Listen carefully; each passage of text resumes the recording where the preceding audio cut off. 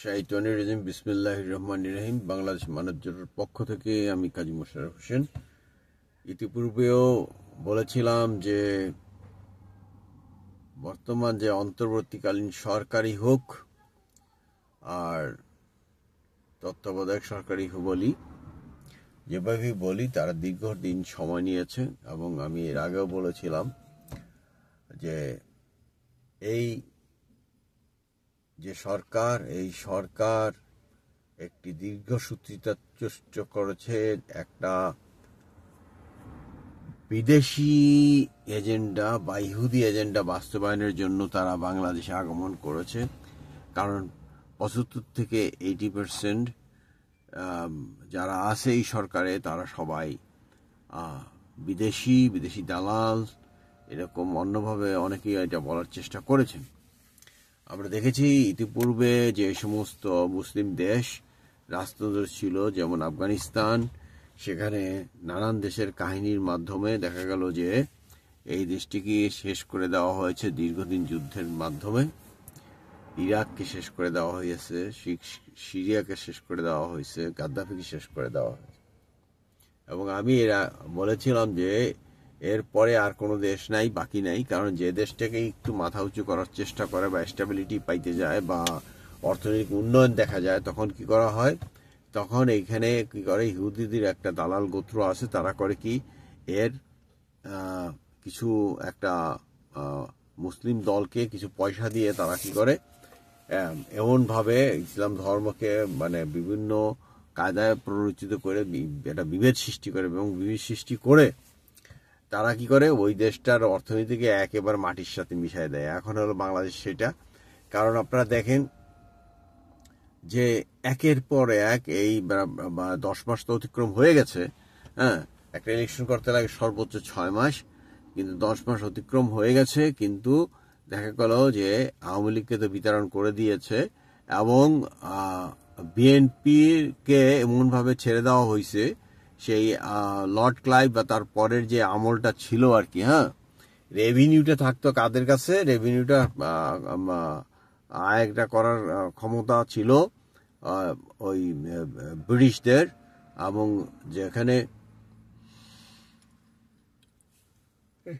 শাসনটাও তারা করতো। কিন্তু নামকা ওয়াস্তে কি করলো, লর্ড ক্লাইভের সময় দেখা গেল যে ওই নবাব টবাব রেখে দিত আর কি, নামকা ওয়াস্তে। এখন দেখা যায় যে বিভিন্ন জায়গায় বলা হচ্ছে যে বিএনপি লুটপাট করছে, মানে আওয়ামী লীগকে খেয়ে দিছি, এইবার বিএনপি খেয়ে দেওয়ার পালা। এবং সেই জন্য কিন্তু মানুষ কিন্তু বুঝে এই তারেক জিয়া সাহেবকে এর আগেও বলার চেষ্টা করা হলো আমাদের পক্ষ থেকে, আমাদের দলের পক্ষ থেকে, যে অত্যন্ত কঠোরভাবে তার দলীয় নেতাকর্মীদেরকে করতে হবে, মানে যাতে ভালো আচরণ করে সেগুলো চেষ্টা করতে হবে। কিন্তু আমার কথা সেটা না। আমার কথাটা হলো এই যে এইখানে তো তারেক জিয়া থাকেন না, 1 নাম্বার। 2 নাম্বার, মানে প্রধানতম নেতা তিনি বাংলাদেশ ন্যাশনালিস্ট পার্টির, এবং তাকে মানে করার জন্য, মানে রাজনৈতিকভাবে শেষ করে দেওয়ার জন্য এই দুরভিসন্ধিমূলক কার্যকলাপগুলো করা হচ্ছে। কারণ এখানে বাংলাদেশের মাঠে ঘাটে ওদিকে সেনাবাহিনীর লোকজনও আছে, পুলিশও আছে, সবকিছুই আছে। থাকার পরেও দেখা গেছে যে বিভিন্ন হত্যাকাণ্ড হচ্ছে বা লুটতরাজ হচ্ছে বা আইন শৃঙ্খলা পরিস্থিতির কোনো উন্নতি হয় নাই। এখন সংস্কার করতেছে নামের এই মূলা যে ঝুলাই দেয়, সংস্কারটা কি? এটা তো একটা হলো ল অ্যান্ড অর্ডার, এইটার জন্য বা সংস্কারের কি আছে? বা ওই সংসদ তৈরি করতে হবে, তারপর আইন পাশ করতে হবে, কি আছে? কারণ এই সরকার হইলো এরকম একটা যে সর্বোচ্চ স্বৈরাচার, সর্বোচ্চ রাজা, সর্বোচ্চ সম্রাটের ক্ষমতা তাদের হাতে আছে। এখন থাকার পরে তারা কি করছে, সেটার প্রয়োগ না করে তারা কি করতেছে, বিএনপিকে খেয়ে দেওয়ার চেষ্টা করছে একে একে। এখন এই দুর্যোগময় মুহূর্তে একটা দেখা গেছে যে স্বাধীনতার সপক্ষের শক্তি বলে আগের যে স্বৈরাচারী শেখ হাসিনার যে একনায়ক শেখ হাসিনা সারা বাংলাদেশের উপর প্রভাব বিস্তার করার চেষ্টা করতেছিল নানান কৌশলে। এবং কৌশল যে কোনো কাজে আসে না, সেটা হলো মূল ব্যাপারটা হইলো সারা পৃথিবীব্যাপী। এটা মনে করেন আপনার যে যদি অন্যান্য যেমন ইয়েতে যান, যেমন খ্রিস্টানদের দেখেন ধর্ম প্রচার করতে যায়, তারা বলে শেয়ারিং বা সাহায্য করার হাত প্রসারিত করে।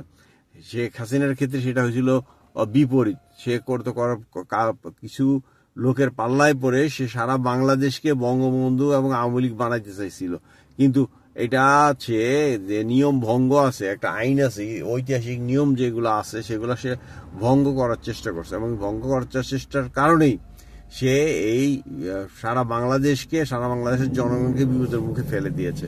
কারণ বিএনপি ছিল মুক্তিযোদ্ধার দল, বিএনপি এবং বিএনপির যিনি প্রতিষ্ঠাতা চেয়ারম্যান ছিলেন তিনি যেটা করেছিলেন যে ঘোষণা দিয়ে যুদ্ধ করেছিলেন। কার জন্য? বঙ্গবন্ধুর জন্য। সেই ক্ষেত্রে এরা কি করলো, এই কিছু লোক, কিছু চামচা শেখ হাসিনাকে স্বৈর এবং একনায়কত্ব বানিয়ে দিয়ে এই যে বিভেচ্ছা সৃষ্টি করছে, এখন আর সে সময় নাই, সে সুযোগ নাই। এখন যেটা আউটকাম যেটা হয়েছে বা যেটা হওয়া দরকার, এখন এই যে মুক্তিযুদ্ধের যে প্রকৃত যারা সপক্ষের শক্তি, বাংলাদেশ আওয়ামী লীগে হোক বা বাংলাদেশ বিএনপি হোক, এরা যদি এখন এই দুর্যোগময় মুহূর্তে বাংলাদেশ রক্ষার স্বার্থে একত্রে না বেরোয়, তবে এই যে ইহুদি রাজাকারদের কাছ থেকে বাংলাদেশকে উদ্ধার করা সম্ভব হবে না। বাংলাদেশকে উদ্ধার করতে হইলে অবশ্যই সেই মুজিবের সৈনিক হোক আর জিয়ার সৈনিক হোক, এই দুই সৈনিক একত্র হলেই দেখা যাবে যে ইহুদিদের দালালরা পলায়ন করবে, পলায়নের পথ পাবে না। বাংলাদেশের স্ট্র্যাটেজিটা হওয়া দরকার ছিল আমাদের ওই তাইওয়ান, সিঙ্গাপুর, জাপান, কোরিয়ার মতো। এটা আমি বহুবার বলেছি আগেও যে আমাদের এখানে, কিন্তু দেখা যাবে যে এক ধরনের উগ্র শ্রেণীর মৌলবাদী আছে, এরা যদি বিদেশি পয়সা পায় তারা মনে করবে বিদেশের পয়সা তো পেয়ে গেছি, এবার আমরা ক্ষমতা গেলে ইসলাম কায়েম করব।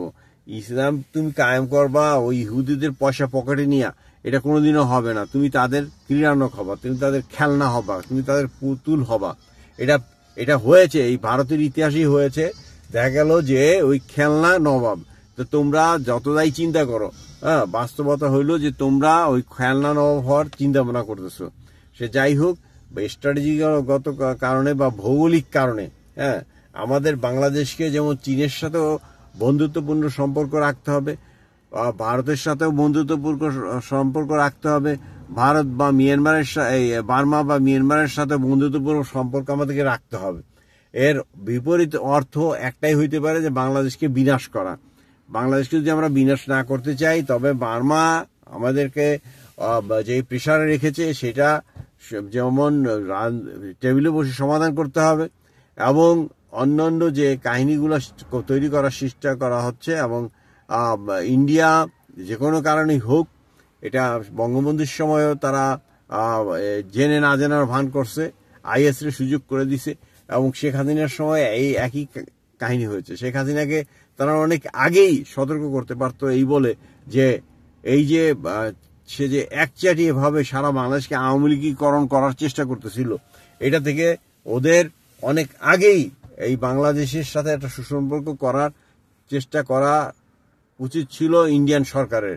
ওই দিল্লির সরকার কি বুঝছে না বুঝছে, মনে হয় একটা গভেট বয়ে রয়েছে ওইখানে। মৌলবাদী সরকার, আর একটা হলো গভেট। তার কারণ তারা এত বড় গণতান্ত্রিক দেশ আমরা বলি, কিন্তু তাদের উচিত ছিল যে বাংলাদেশে যে গণতন্ত্র, এইখানটায় একটা গণতন্ত্র সরকার আছে কিনা সেটা তাদের দৃষ্টি দেওয়া দরকার ছিল। এরকম ভাবে অন্ধভাবে আওয়ামী লীগের কাছ থেকে সুযোগ সুবিধা নিয়ে অন্ধভাবে এই আওয়ামী লীগ সরকারকে সমর্থন করাটা তাদের উচিত হয় নাই।